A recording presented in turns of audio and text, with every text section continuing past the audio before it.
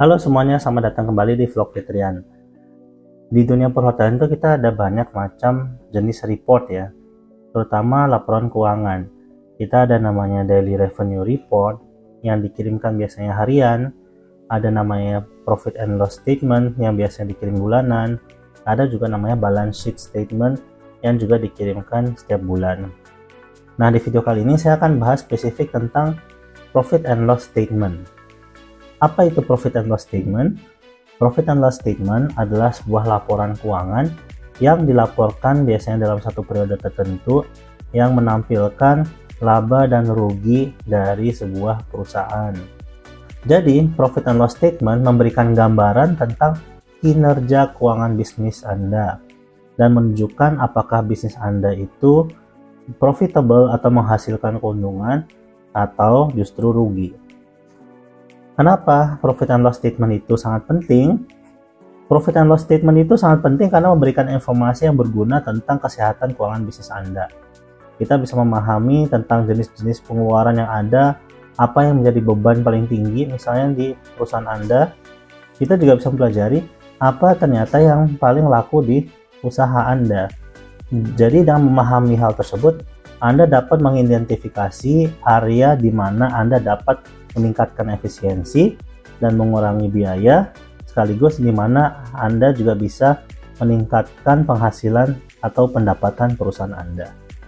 Selain itu, profit and loss statement juga diperlukan untuk keperluan pajak, sehingga profit and loss statement itu sangat penting untuk dianalisa dan digunakan untuk pelaporan pajak. Teman-teman sekalian, ketika kita mau bikin profit and loss statement, itu kita harus mengikuti beberapa langkah. Yang pertama, menentukan periode laporan. Yang kedua, mengumpulkan data. Yang ketiga, mengelompokkan data. Kemudian keempat, dihitung pendapatan bersih, yaitu menghitung total uang masuk dengan total uang keluar. Yang kelima, nah ini dibuat dalam bentuk laporan. Tenang saja, untuk teman-teman yang belum paham, di video kali ini saya akan bahas contoh laporan yang bisa digunakan untuk membuat laba rugi. Teman-teman sekalian, profit and loss atau laba rugi itu memiliki struktur.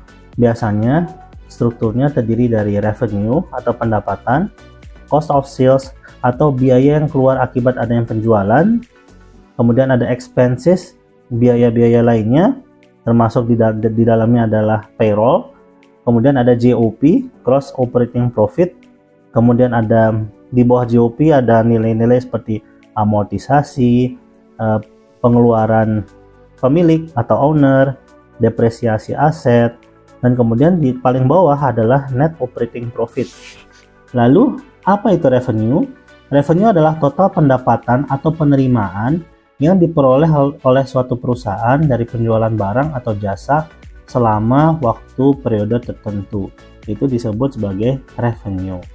Kalau di dalam dunia hotel, sumber revenue-nya adalah pendapatan dari kamar atau rooms, kemudian pendapatan dari penjualan makanan minuman atau food and beverage, kemudian pendapatan lainnya seperti pendapatan dari laundry, transportasi, itu biasanya dikategorikan dengan other revenue, pendapatan lainnya. Kemudian pertanyaan selanjutnya adalah, apa itu cost of sales? Cost of sales adalah total biaya yang dikeluarkan untuk barang dan layanan yang digunakan atau terjual selama periode waktu tertentu. Jadi ibaratnya kalau kita menjual nasi goreng, maka cost of sales-nya adalah beras yang digunakan, telur yang digunakan, minyak yang digunakan, dan seterusnya. Dan itu biasanya dihitung berdasarkan inventory. Inventory awal, kemudian ditambah pembelian, misalnya kalau di tengah-tengah ada pembelian, kemudian dikurangin dengan persediaan akhir. Nah, itu nanti muncul jumlah konsumsi yang digunakan. Pertanyaan selanjutnya adalah, apa itu expenses? Expenses adalah total biaya yang dikeluarkan untuk operasional sehari-hari, seperti misalnya biaya listrik, gaji karyawan, perawatan bangunan, dan lain-lain. Misalnya kita beli pulpen, beli kertas, itu juga termasuk ke expenses. Kemudian apa itu GOP? GOP adalah singkatan dari Gross Operating Profit atau laba kotor operasional, yang merupakan pendapatan operasional bersih setelah dikurangi dengan biaya operasional. Ini mencerminkan kinerja keuntungan dari kegiatan operasional suatu bisnis sebelum memperhitungkan beban non-operasional seperti pajak dan bunga. Net operating profit adalah laba operasional bersih setelah dikurangi dengan semua biaya operasional, termasuk biaya tetap dan variabel, serta setelah memperhitungkan pendapatan non-operasional dan beban non-operasional seperti bunga dan pajak. Baik teman-teman, setelah kita mengetahui beberapa istilah dari P&L, kita akan langsung melihat di Excel di layar cara untuk membaca profit and loss statement dengan contoh yang saya berikan. Teman-teman bisa mendownload contoh ini di link deskripsi di YouTube ini. Baik teman-teman, di sini kita sudah ada contoh P&L, income statement, atau bahasa lain adalah profit and loss statement atau laporan laba rugi. Di laporan laba rugi ini kita bisa lihat bahwa ada beberapa kolom. Teman-teman jangan bingung terlebih dahulu karena sebenarnya ini mudah untuk dibaca. Paling kiri ini adalah aktual. Aktual adalah angka real yang dihasilkan di periode yang dimana kita laporkan. Dimana contoh di sini saya melaporkan adalah Maret 2023. Maka selama bulan Maret 2023 kita bisa melihat nilainya di aktual. Kemudian di kolom selanjutnya kita ada budget. Misalnya targetnya berapa pendapatannya? 2 miliar, maka budgetnya adalah 2 miliar. Nanti itu biasanya dipecah lagi. 2 miliar itu pendapatan dari mana aja? Misalnya dari room, dari F&B, dan seterusnya. Kemudian di kolom F, kita lihat di sini ada kolom last month. Di mana di kolom last month ini kita bisa melihat nilai-nilai dari bulan sebelumnya. Kemudian di kolom selanjutnya kita bisa melihat last year, di mana di kolom last year ini kita bisa melihat nilai-nilai dari tahun sebelumnya. Kemudian lanjut di tengahnya, di sini ada deskripsi. Jadi bacanya adalah contoh di sini statistik aktual, berarti statistik yang berjalan bulan kemarin tanggal 1 sampai akhir bulan itu nilainya berapa. Kemudian average room rate nilainya berapa, room available nilainya berapa. Kemudian di sebelah kanannya deskripsi ini biasanya adalah akumulasi dalam setahun. Dalam setahun aktualnya sampai dengan akhir bulan yang kita laporkan itu pendapatannya adalah berapa, misalnya secara revenue, atau average room rate-nya rata-rata harga kamarnya berapa. Nah, ini dimasuk di sini angkanya. Kemudian di samping kanannya ada YTD budget atau year to date budget. Year to date budget adalah dari tanggal 1 Januari hingga akhir bulan di mana laporan ini dikeluarkan. Kemudian di paling kanan adalah year to date last year, di mana yang dilaporkan adalah dari tanggal 1 Januari tahun lalu sampai dengan akhir periode pelaporannya di periode yang sama di tahun lalu. Kemudian kalau kita melihat secara baris, kita bisa melihat bahwa ini dibagi menjadi beberapa bagian. Ada statistik, ada revenue, ada cost of sales, ada payroll related, ada other expenses, ada departmental profit, kemudian ada overhead expenses, dan other expenses, energy cost, dan kemudian ketemu GOP. Kita akan bahas satu persatu. Di bagian revenue, ini kita bisa melihat area-area yang menghasilkan revenue di hotel tersebut, atau kita sebutnya adalah revenue centers. Di sini revenue centersnya kita bisa lihat ada room, ada bakery, ada laundry, ada spa, telepon, business center, other income, ada 4 restoran lainnya. Masing-masing memiliki pendapatan yang berbeda-beda. Sejatinya kalau namanya P&L itu kita breakdown untuk setiap outlet ini atau setiap revenue center, revenue-nya berapa. Nah, kalau kita mau lihat misalnya revenue bulan ini dari rooms, kita bisa melihatnya di aktual bagian room. Di sini saya sengaja mengkosongkan sehingga teman-teman nanti bisa mengisinya dengan angka-angka yang teman-teman miliki. Kalau kita ingin melihat misalnya budgetnya bulan lalu itu sebenarnya berapa sih, apakah kita achieve atau tidak di rooms, maka kita bisa lihat di sini ada kolom budget. Misalnya kalau pendapatannya adalah 700 juta dan budgetnya misalnya adalah 500 juta, maka teman-teman telah achieve sebesar 200 juta. Achieve itu artinya teman-teman telah melebihi budget. Kalau itu secara revenue, melebihi budget itu bagus. Tetapi kalau secara expenses atau pengeluaran, melebihi budget itu kurang. Dan kalau kita lihat di percentage-nya, di sini ada kolom percentage, kita bisa melihat bahwa room itu menghasilkan revenue sebesar 82,35% dari total revenue yang ada. Total revenue adalah 850.000, sedangkan pendapatan yang dihasilkan oleh room, dia menghasilkan 700 juta. Bakery hanya 150 juta atau 17,65%. Baik teman-teman, kalau sudah memahami bagian revenue, kita lanjut ke cost of sales. Kalau teman-teman lihat, di sini ada room, ada bakery, ada laundry, tetapi di sini room tidak dimasukkan. Karena di hotel, biasanya room cost itu sudah digabung ke expenses, sehingga tidak dicantumkan jumlah costnya itu berapa.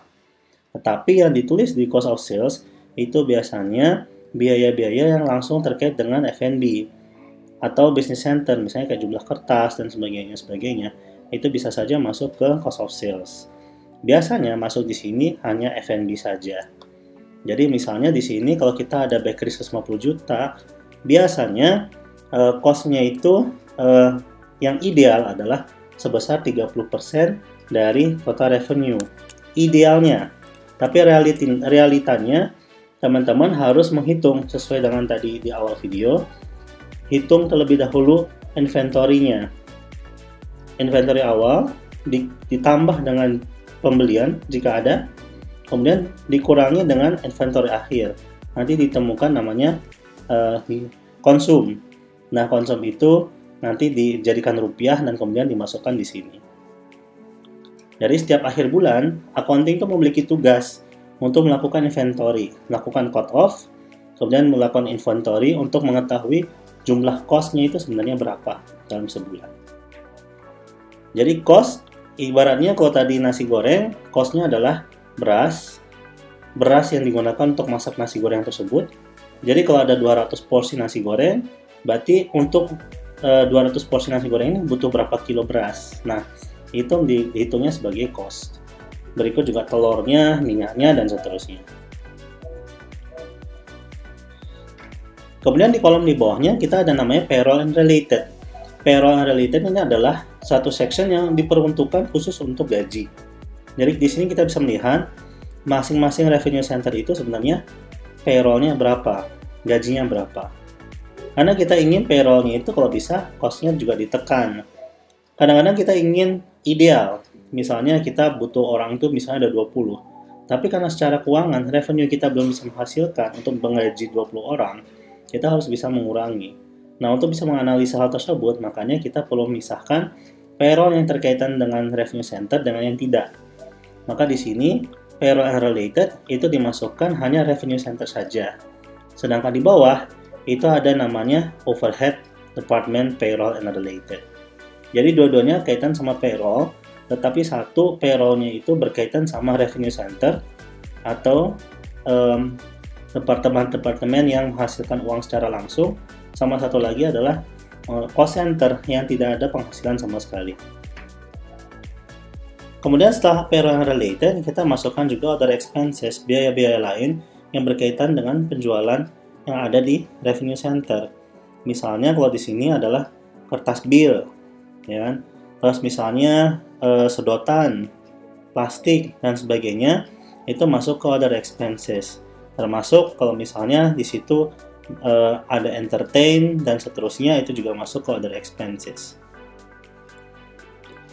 Kemudian kalau kita lihat di bawah ada namanya departemen profit and loss. Nah, di situ kita bisa melihat secara real apakah revenue center masing-masing itu profitable atau tidak. Profitable itu artinya menguntungkan atau tidak. Jangan-jangan revenue memang 500 juta, tetapi biayanya 600 juta, sehingga bukannya untung malah nombok. Nah, itu kita bisa lihat di Departemen Profit and Loss. Jadi, Departemen Profit and Loss menunjukkan ke kita kinerja dari masing-masing outlet. Satu dari room, kalau di hotel, kemudian ada bakery, laundry, spa, ya, misalnya dari restoran, atau dari income, kita bisa melihat masing-masing ini menguntungkan atau tidak. Ini biasanya untuk revenue center yang kecil-kecil itu kita gabung. Jadi mungkin tidak ada lagi namanya laundry, spa, telepon, business center, tapi digabung jadi namanya other income. Tetapi untuk mempermudah teman-teman untuk membaca, di contoh Excel yang saya lampirkan di bawah, itu saya pisah. Kemudian kita akan ke overhead departments.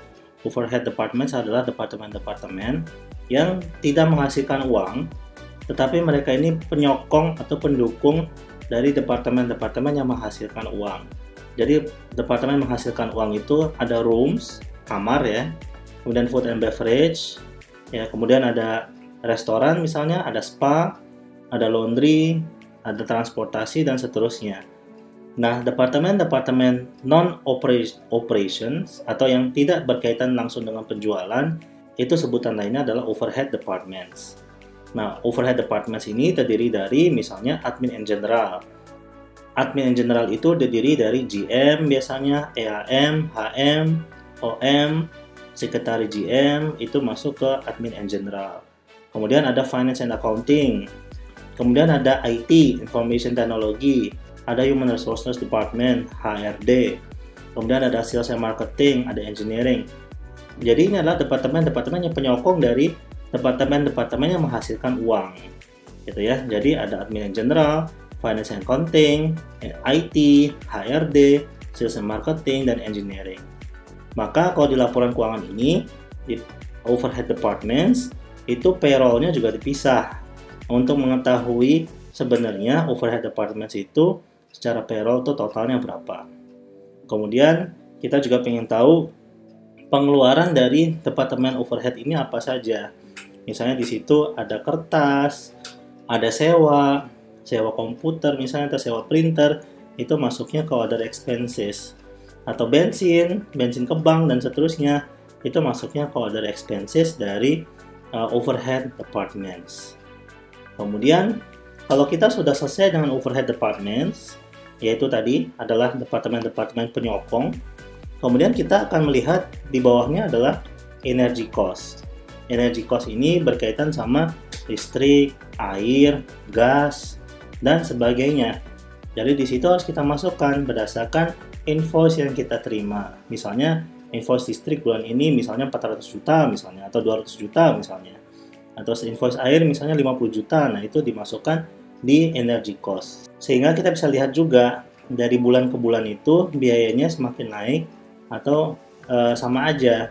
Dan itu juga harus di-compare dengan revenue dan okupansi ya. Kalau okupansi bulan ini misalnya 60%, bulan depan 100%, itu pasti biaya listrik, air, gasnya pasti ada penyesuaian, ada kenaikan. Karena ada penggunaan atau konsumsi yang lebih di sana. Dan itu harus bisa dianalisa. Di base okupansi misalnya 50%, itu penggunaan air, listrik, gasnya itu berapa. Sehingga kalau lebih, bisa diprediksi kira-kira kenaikannya berapa. Atau kalau misalnya berkurang, kira-kira berkurangnya berapa. Nah, itu harus bisa diprediksi. Kalau misalnya ternyata penggunaannya tidak banyak, tapi tiba-tiba tagihannya besar, itu justru nanti jadi pertanyaan. Apakah misalnya ada kebocoran dan sebagainya yang harus diperbaiki. Jadi dari laporan itu kita bisa menganalisa banyak hal. Gitu. Nah, ini salah satu pentingnya profit and loss statement. Kemudian setelah energy cost, kita ada namanya management fee. Nah, management fee ini tidak semua hotel berlakukan. Untuk hotel-hotel yang memberlakukan itu biasanya yang chain hotel. Yang chain hotel itu biasanya menerapkan namanya management fee. Nilainya tergantung dengan kontraknya dengan operator. Kemudian di paling bawah ada namanya gross operating profit atau GOP. Nah, sebenarnya kalau manajemen, level manajemen itu menilai kinerja manajemen itu berdasarkan apa ya? Jawabannya adalah berdasarkan GOP. Kalau GOP-nya itu sebesar sekitar 30% sampai 40%, itu pasti owner akan bahagia. Karena tergantung tempatnya, biasanya GOP itu berkisar dari 25 sampai 40%. Biasanya bagus di sekitar 30%. 30% itu dari mana? GOP terhadap pendapatan total. Nah, di bawah GOP itu adalah pengeluaran-pengeluaran lainnya. Ada amortisasi, ada incentive fee, ada insurance, dan lain-lain. Ada payroll-nya owner, ya, misalnya owner rep gitu ya, ada owner representatif atau perwakilannya owner yang tinggalnya di hotel misalnya, atau memang ditugaskan di hotel misalnya, dia digaji. Nah, gajinya itu ditempatkannya di bawah GOP. Dan kemudian di paling bawah ada namanya net operating profit. Teman-teman sekalian, itu adalah cara untuk membaca profit and loss statement. Jadi, memang profit and loss statement ini dibuat secara periodik, biasanya itu bulanan. Nanti direview lagi secara kuartal atau semester, gitu ya. Jadi, dibuatnya bulanan, dianalisa secara bulanan, kemudian didiskusikan sama tim. Biasanya ada yang seperti ini, Departemen A, ini saya tidak mau mengakui ini sebagai biaya saya, makanya menggunakan ini kamu. Nah, nanti di situ ada diskusi antara departemen satu dan departemen lainnya untuk penempatan biayanya mau ditempatkan di mana, seperti itu. Biasanya menjadi penilaian kinerja manajemen itu dari okupansi, average room rate, dari GOP, ya. Dan itu adalah hal-hal yang biasanya menjadi penilaian dari manajemen. Manajemen itu berperform atau enggak dari setidaknya 3 hal tersebut tadi. Teman-teman sekalian, jika teman-teman memiliki pertanyaan atau belum paham, ingin lebih dijelaskan lebih detail, coba tinggalkan di kolom komentar permintaannya seperti apa. Insya Allah saya akan usahakan untuk membuatkan video sesuai dengan request teman-teman sekalian. Terima kasih telah menonton, jangan lupa untuk like, subscribe, dan jangan lupa untuk mengaktifkan loncengnya untuk mendapatkan update terbaru dari saya. Terima kasih, sampai jumpa di video selanjutnya.